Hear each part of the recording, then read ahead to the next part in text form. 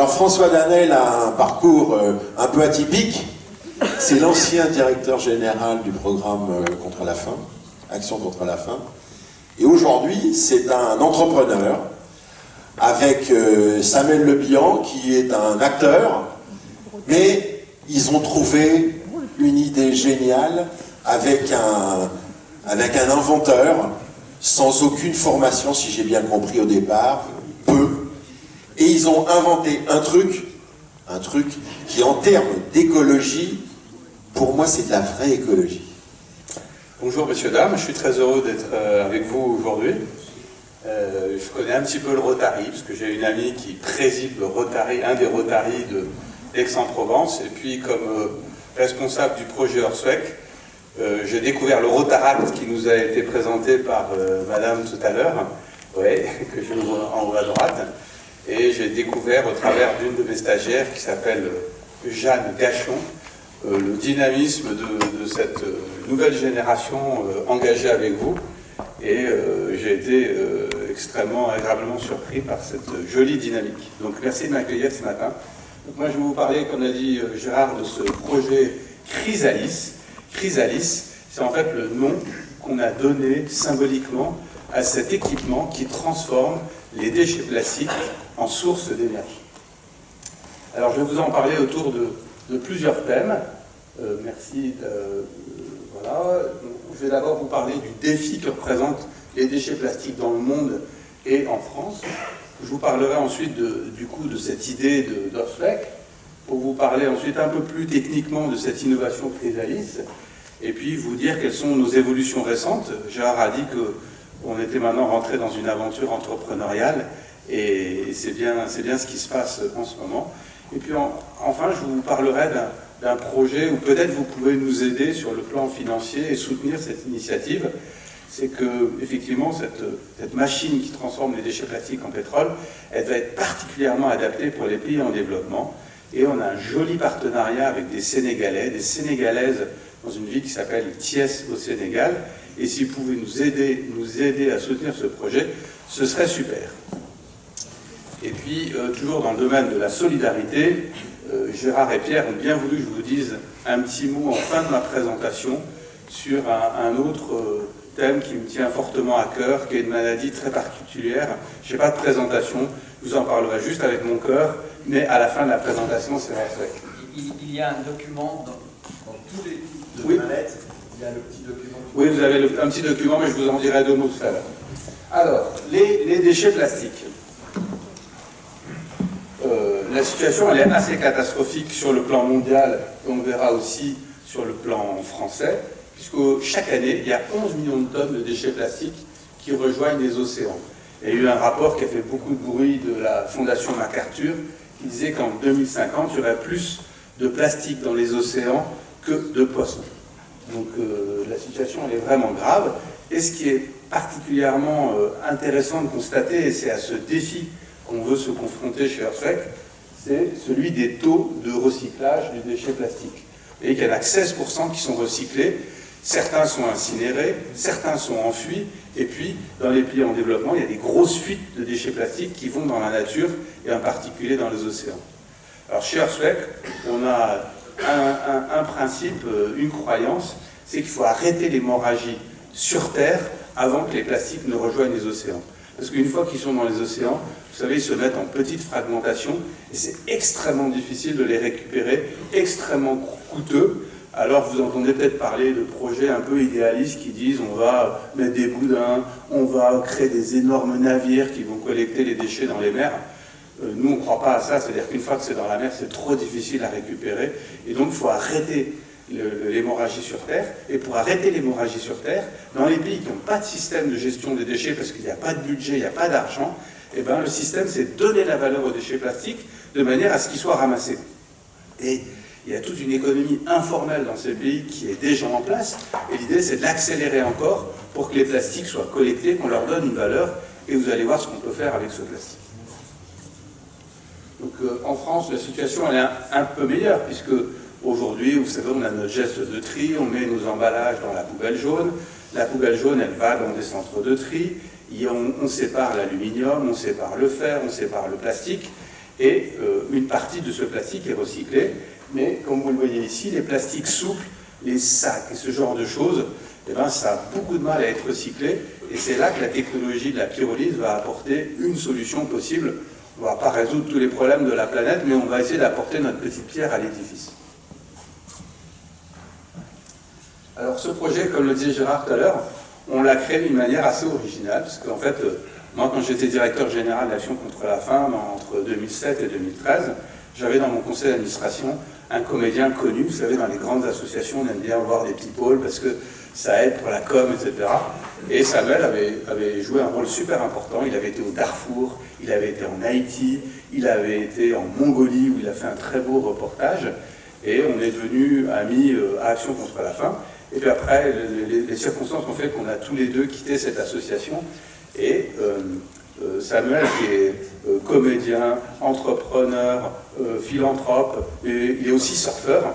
Et à la fois avec les dégâts qu'on avait vus dans les pays en développement et les dégâts que lui, il a vus comme surfeur, on a décidé de créer cette association Earthwake. Et puis, on s'est dit, ben, on va voir toutes les techniques qui existent pour les pays en développement pour donner de la valeur au plastique avec le principe que je vous disais tout à l'heure.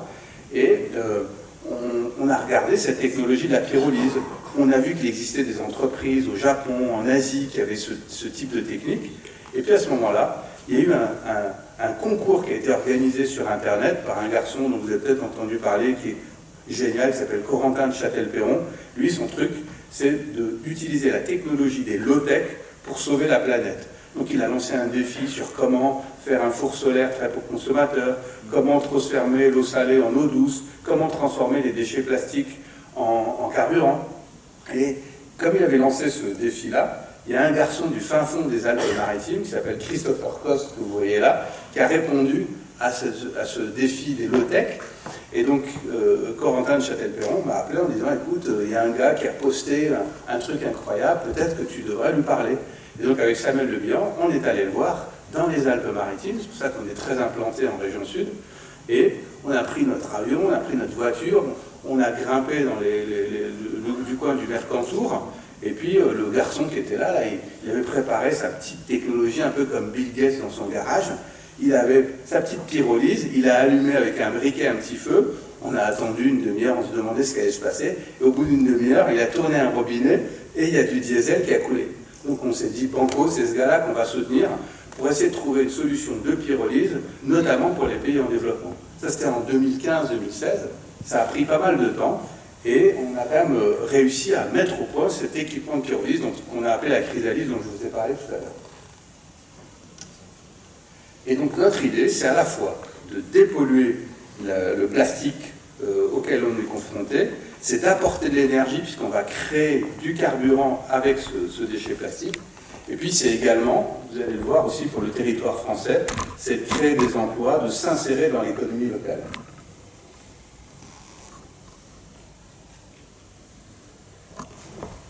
Alors, aujourd'hui, pour recycler le plastique, il n'y a pas 15 000 manières de faire. Il y en a deux.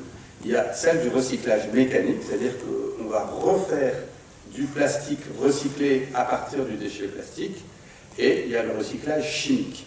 Donc le recyclage mécanique, il est extrêmement pertinent. On prend du plastique, on le lave, on le broie, on le sèche, on l'extrude, et on retrouve de nouvelles petites billes de plastique recyclé, que souvent on mélange avec du plastique vierge, issu de la pétrochimie, et avec ce mélange, on va faire des produits qui intègrent du plastique recyclé. C'est notamment le cas des sacs poubelles qu'on utilise tous les jours, c'est souvent fait avec du plastique recyclé. Donc ça c'est bien, mais ça nécessite une chaîne de traitement de ce plastique qui est assez coûteuse, assez difficile à mettre en œuvre. Et puis de l'autre côté, le recyclage chimique, on va transformer la matière plastique.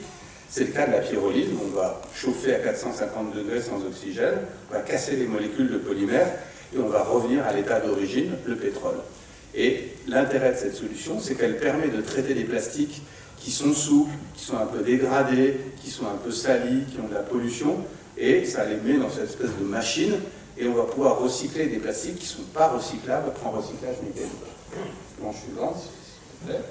Donc, c'est ce que je vous disais, la pyrolyse, ça consiste à chauffer dans un four à 450 degrés, donc sans oxygène, ça casse les molécules de polymère, Donc c'est pas Earthquake qui a inventé la pyrolyse, tous les ingénieurs dans la salle ont déjà entendu parler de cette technique, mais notre inventeur, là, il a fait un truc qui est assez fort, c'est qu'il a greffé au four de pyrolyse une colonne de distillation, et il arrive à séparer le diesel, l'essence, le gaz, et puis enfin un résidu carboné. Je vais vous donner les chiffres dans un instant. Donc les plastiques qu'on peut recycler avec cette technologie, c'est les polyéthylènes et les polypropylènes. Donc les polyéthylènes, ça représente 70 ou 80% des plastiques sur la Terre aujourd'hui.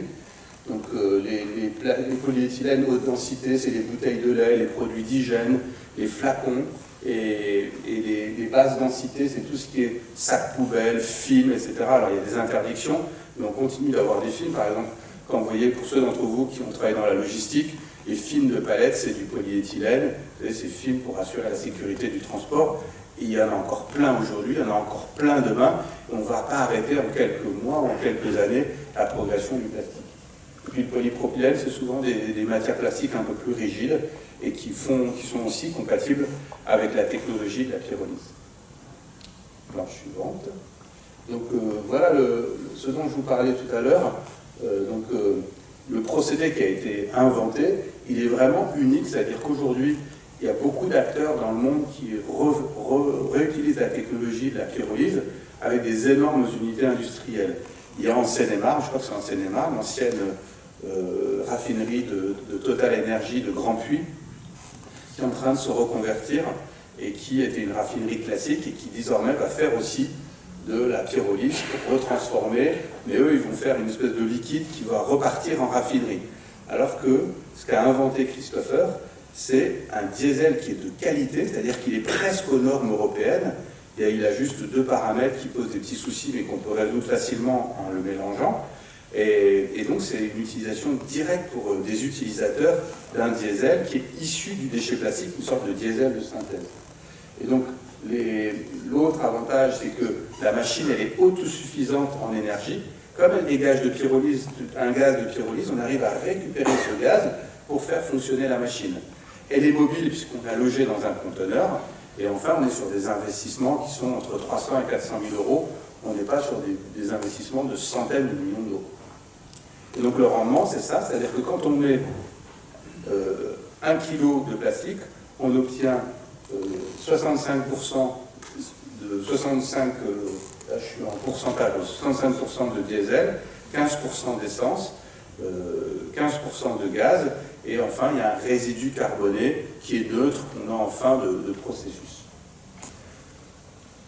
Donc on s'est inscrit dans une logique d'économie circulaire, c'est-à-dire que l'idée c'est de collecter le plastique, ensuite de le sélectionner, de le broyer, de le pyrolyser, on obtient ce carburant, et après on peut faire fonctionner des véhicules qui fonctionnent au diesel. Et ça, ce schéma d'économie circulaire, on pourrait dire, bah, il est sympa, François, mais c'est de la théorie, ce truc-là, ils ne vont jamais y arriver. On y est arrivé, puisque depuis mai 2020, il y a dans une communauté de communes des Alpes-Maritimes, des camions de bennes à ordures qui fonctionnent avec du diesel de plastique issu d'Earthquake et du diesel classique, puisqu'on mélange le diesel de plastique et le diesel standard pour faire fonctionner ces camions, pour être sûr d'être norme en fait. C'est ce que vous avez là. Vous avez même, quelquefois on voit des petites vidéos, des petites photos de Samuel Le Bihan qui fait le pompiste, puisqu'on avait tous des combis de pompistes, et Samuel fait le plein de ses camions le jour où on a fait cette démonstration. Et donc là vous avez quelques chiffres sur les volumes qu'on a fait dans cette expérimentation. En tout cas, ce que je peux vous dire, c'est que ces camions, ils sont flagués « Je roule aux déchets plastiques ». Et si vous allez du côté de Nice, vous les verrez qui circulent dans la vallée. Et on a un petit... Je ne vous l'ai pas amené aujourd'hui, mais vous pourrez regarder sur notre site, il y a un petit reportage qui a été fait par TF1, qui est super pédagogique, qui explique très bien la démarche, et que vous aurez peut-être l'occasion de voir. Et donc, on a décidé fort de en fait, c'était il y a quasi un an, on a fait une démonstration avec un équipement de pyrolyse qui transformait les déchets, donc on transformait 40 kg de déchets plastiques en 40 litres de carburant, donc 80% de diesel. Et c'est ce diesel-là qu'on a utilisé pour l'expérimentation dont je vous ai parlé. Donc on s'est dit, il faut absolument qu'on développe cette technologie la structure associative n'est pas la plus adaptée pour faire ça. Donc on a créé une entreprise qui s'appelle Earthsweat Entreprise. On parlait tout à l'heure avec monsieur des entreprises et de leur vitalité. Donc on a levé des fonds, on a profité effectivement de programmes qui ont été mis en place par le gouvernement avec l'Europe sur des garanties bancaires pour avoir de la dette, etc. Et on est parti dans l'aventure entrepreneuriale pour passer à l'échelle notre innovation qui faisait 40 kg par jour. Et là, l'équipement que vous avez sous les yeux, il a vocation à transformer entre 300 et 400 kg de déchets plastiques par jour. Et donc, au lieu de rester que sur le concept de pyrolyse qu'on a encapsulé dans un conteneur, on a créé l'amont et l'aval. Donc là, vous ne voyez pas parce que c'est trop petit. Mais en gros, le conteneur de pyrolyse, c'est le conteneur central. Voilà, c'est celui où Gérard avait l'appliquement, là, juste à droite. Ça, c'est celui qui a le broyeur. À droite, c'est celui qui a la pyrolyse. Ensuite, il y a celui qui comprend le gaz de pyrolyse qui permet l'autonomie énergétique de la machine. Et puis à la fin, vous avez le stockage du diesel pour la distribution pour les groupes électrogènes ou les camions. Donc, on est en plein. Là, la semaine dernière, j'étais dans le Vaucluse, puisqu'on a créé un site industriel dans le Vaucluse où on développe cette technologie. On avait invité nos partenaires, nos clients, parce qu'on a déjà des clients qui sont intéressés par cette technologie. Je vous donne juste 2 exemples de nos clients pour vous montrer un peu, par rapport à ce que disait Gérard, en quoi cette innovation elle peut intéresser des gens dans le monde. Elle intéresse des collectivités territoriales. On a déjà la commune de Villeneuve-sur-Lot qui nous a commandé un équipement. Elle intéresse des entreprises qui sont engagées dans la RSE et qui sont présentes dans un pays en développement. Donc on a un client qui s'appelle SBM Offshore, qui a des opérations en Amérique latine, au Guyana, et qui a décidé d'acquérir une chrysalide pour apporter l'électricité dans un village. Et puis l'exemple le plus chouette, je trouve, c'est le dernier. C'est une île en Tunisie qui s'appelle l'île de Kerkena, qui a des pêcheurs. Et ces pêcheurs, ils utilisent malheureusement depuis quelques années des nasses qui avant étaient en palme, maintenant en plastique. Et les pêcheurs, ils laissent les nasses en plastique quand elles sont usagées au fond de la mer. Et donc l'idée, c'est de les motiver à sortir ces nasses en plastique pour les broyer, les transformer en carburant, et que le carburant revienne au bateau de pêche et avoir un modèle d'économie circulaire qui évite la pollution plastique. Alors, si on en vient à nos territoires et à ce qu'on peut faire en France, moi je vois 5 possibilités d'appliquer, ou en tout cas de trouver de l'intérêt pour un équipement chrysalide sur nos communes. Le premier, c'est de valoriser les déchets in situ. Le deuxième, c'est de générer du diesel qui soit fabriqué de manière moins polluante que le diesel fossile. C'est de créer des emplois. Et puis, c'est de communiquer auprès de la population sur les enjeux environnementaux. Et enfin, de trouver des leviers de rentabilité économique. Parce que cet équipement, il n'est pas si facile que ça à rentabiliser. Et donc, il faut trouver plusieurs types de leviers pour arriver à trouver son retour sur investissement.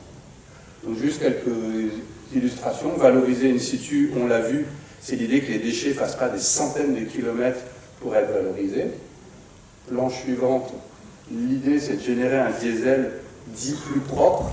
Alors le diesel, ça reste du diesel et il n'est pas à la mode, mais dans la manière de le fabriquer, on a fait une analyse de cycle de vie avec un cabinet spécialisé et qui montre qu'on émet de 50 à 80% de moins de gaz à effet de serre que du diesel qui est sorti de la terre dans des forages qui sont extrêmement consommateurs en énergie et extrêmement coûteux. Donc le diesel, ça reste du diesel, mais dans la manière de le produire, il est plus vertueux. Et alors je sais qu'on a souvent des détracteurs qui nous disent « mais votre truc c'est bien, mais vous utilisez encore du diesel, le diesel c'est mort, c'est fini ». C'est vrai, mais on va encore utiliser du carburant diesel pendant un certain nombre d'années. J'étais par exemple il y a 2 jours là à Marseille sur un colloque sur les biocarburants. Par exemple, l'aviation ne va pas pouvoir, et on a un spécialiste derrière moi avec Gérard, l'aviation ne va pas pouvoir se décarboner par l'électricité ou par l'hydrogène, c'est trop compliqué. Donc la voie royale qui est utilisée par l'aérien aujourd'hui, c'est les biocarburants. Et nous, on a l'espoir chez Earthsweat que le diesel de synthèse à partir de carbone qu'est le plastique puisse être qualifié un jour de biocarburant, puisqu'il émet moins de gaz à effet de serre que du fossile, et qu'on puisse avoir du kérosène de plastique, on va dire, qui viendrait aider les compagnies aériennes et l'aérien à se décarboner un peu. L'autre avantage, c'est de pouvoir coupler cette innovation technique avec des logiques d'insertion. Donc dans le cas de Villeneuve-sur-Lot, on a une association qui serait intégrée avec la commune, et ça pourrait être des emplois d'intégration qui font fonctionner cette machine. On a également l'idée de communiquer sur les enjeux environnementaux. Je pense que pour la population, c'est hyper important de se dire que quand elle fait un geste de tri, elle voit concrètement à quoi ça sert, et c'est motivant, c'est innovant, c'est concret. Alors, il n'y a pas que ça, il y a plein d'autres manières de traiter le plastique, mais il nous semble que pour des élus, ça peut être aussi intéressant. Voilà, et puis la rentabilité, elle n'est pas forcément facile, parce qu'on ne sait pas aujourd'hui si on va avoir à supporter cette fameuse TICPE, parce que notre idée, c'est vraiment de travailler dans des boucles circulaires, c'est pas de vendre du plastique de diesel, hein. C'est vous avez une communauté de communes qui a du gisement de plastique, elle utilise des engins, et on reste en boucle circulaire, on ne va pas s'amuser à vendre aux particuliers le diesel de plastique. Et malgré ça, il est possible qu'on ait à supporter cette taxe qui va gréver le modèle économique. Voilà pour la présentation de la chrysalide. Donc, j'ai parlé de ses avantages, de la mobilité, de l'autonomie, du rendement, d'un investissement qui certes est important, mais qui n'est pas en centaines de millions d'euros. Et du coup, l'idée, c'est de proposer, on a gardé d'un point de vue de notre gouvernance, on a gardé une association et une entreprise.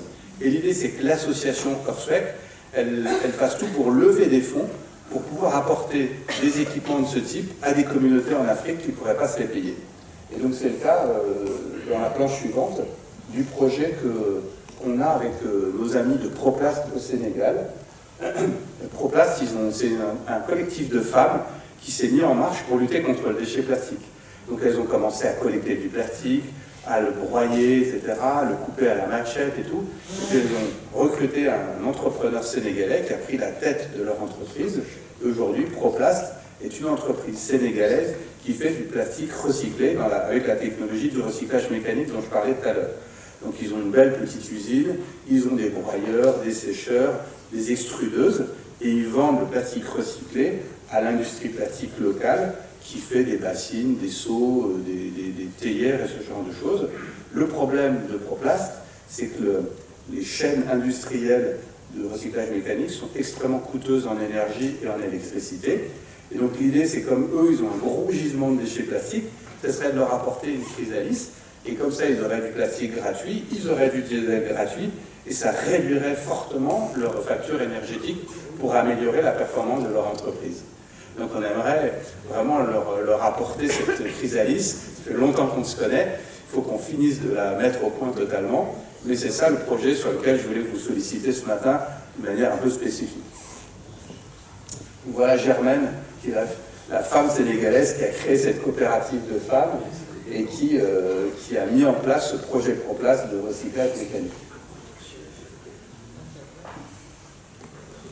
Et donc c'est ce que je vous disais, l'idée c'est de produire du carburant gracieux ou pas cher du tout, de manière à permettre à ce joli projet d'être plus compétitif par rapport à ses concurrents. Il y a notamment les Chinois qui sont en train de jeter leur prédation sur le captage du plastique africain, et ça serait une manière pour Proplast d'être plus performant. François, si vous me permettez, on a envie avec Pierre de voir si la salle a des questions sur ce sujet-là.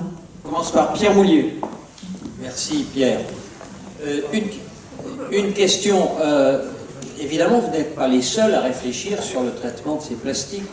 Et il se trouve que dans le numéro de novembre du Rotary Mag, il y a la présentation d'un système, alors je ne sais pas si c'est le même ou s'il est équivalent, je crois que ça s'appelle Carbios, et ça se travaille en Auvergne, sauf erreur.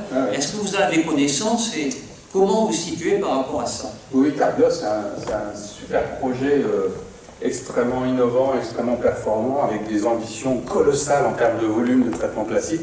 Ils sont en train de créer une usine qui doit traiter 50 000 € de polyéthylène terephthalate, donc de PET par an. Et donc 50 000 tonnes. Oui, j'ai dit kilos. Oui. Euros. Voilà, je suis obsédé par 50 000 tonnes par an de PET. Donc PET, c'est des bouteilles d'eau, minérales, de soda, etc. Et notre équipement, nous, n'est pas capable de prendre ce type de plastique. Donc on est complémentaire à la fois sur les typologies de plastique et sur les volumes. Puisque nous, notre idée, c'est vraiment d'aller vers le déchet plastique avec des unités qui ne sont pas trop grosses, qui sont proches du déchet, mais pas créer d'énormes centres industriels. Donc c'est complémentaire. Tout à fait complémentaire.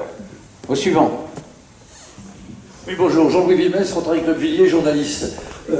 Si j'ai bien compris, votre équipement devrait intéresser les entreprises de transport public qui, comment dirais-je, qui ont des véhicules fonctionnant au diesel, très concentrés et s'approvisionnant au même endroit. Oui, ça pourrait être le cas, oui.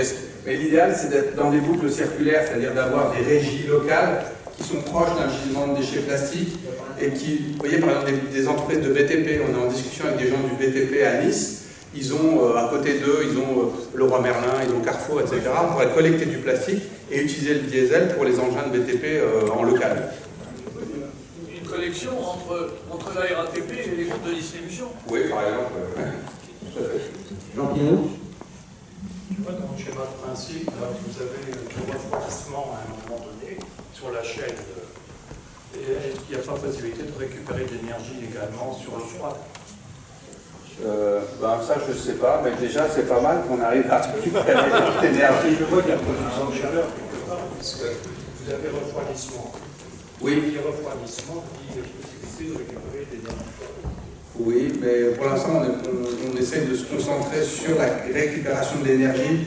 Et c'est un défi techno que de faire ça. Parce qu'il faut récupérer le gaz et bien le maîtriser pour ensuite le mettre dans des brûleurs. On est en plein sur cette technique-là. Et on va essayer déjà de bien maîtriser ça. Et s'il y a possibilité d'autres valorisations, vous avez raison, on les mettra en œuvre. Une question en présence des Pays-Bas. Après, Pays d'eau, donc très sensibilisé sur les plastiques qui flottent. À l'origine du 7e axe du Rotary pour l'environnement avec End Plastic Soup. Donc on est très branché sur tout ce qui est récolte des plastiques qui flottent dans les océans.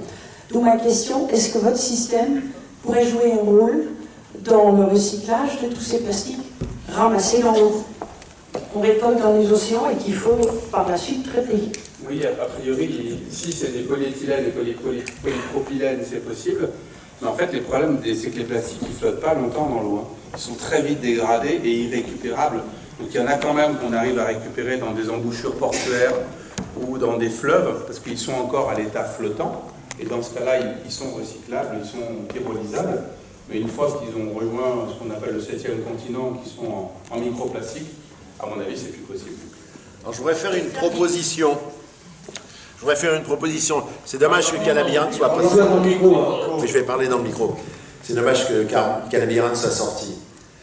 J'ai compris que dans l'analyse économique, vous posiez la question de la rentabilité à cause de la taxe. Ouais. Bon, alors on va essayer de se mettre dans un endroit où il n'y a pas de taxe. Par exemple, dans des pays où il n'y a pas ce genre de choses, et je vais prendre un pays que j'aime bien, qui est l'Inde, où il y a des tonnes et des tonnes de montagnes fumantes, avec des gens qui crèvent de faim, mais qui, pour ne pas crever de faim, ramassent les bouts de plastique. Ils ne sont pas payés comme il se doit. Par contre, en Inde, il y a des gens, et entre autres, il y a des Rotariens, qui ont été aidés par la nature et qui ont un peu d'argent, et donc qui pourraient être dans une chaîne solidaire de win-win avec des gens qui vont investir. Vous avez fait appel aux investisseurs. Je pense qu'il y a des investisseurs qu'on peut trouver en Inde. Je pense que si on leur explique qu'ils vont en même temps sauver la planète, donc je rêve de vous faire une présentation auprès de la hiérarchie et de toute l'organisation rotarienne indienne.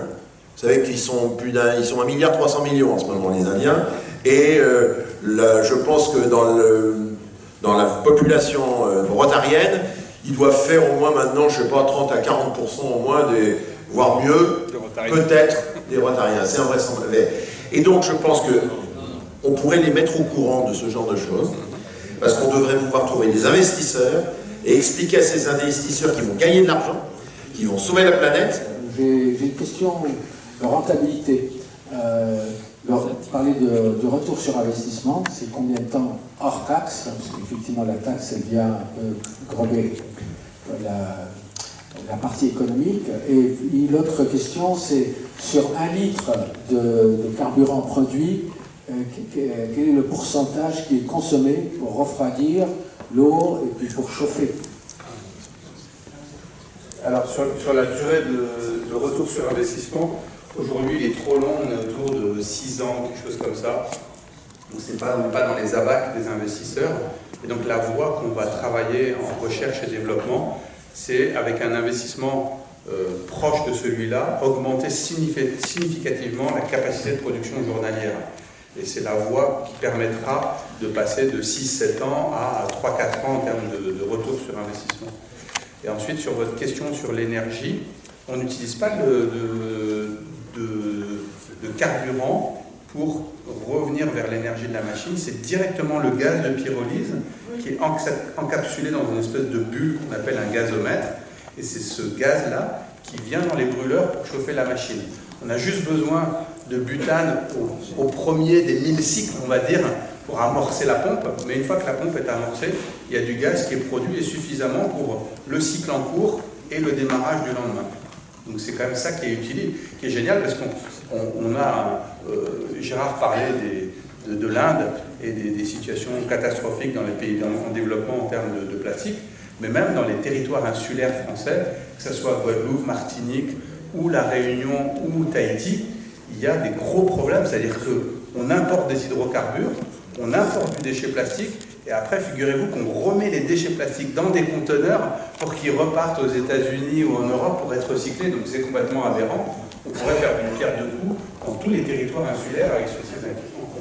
Eh bien, bravo, bravo.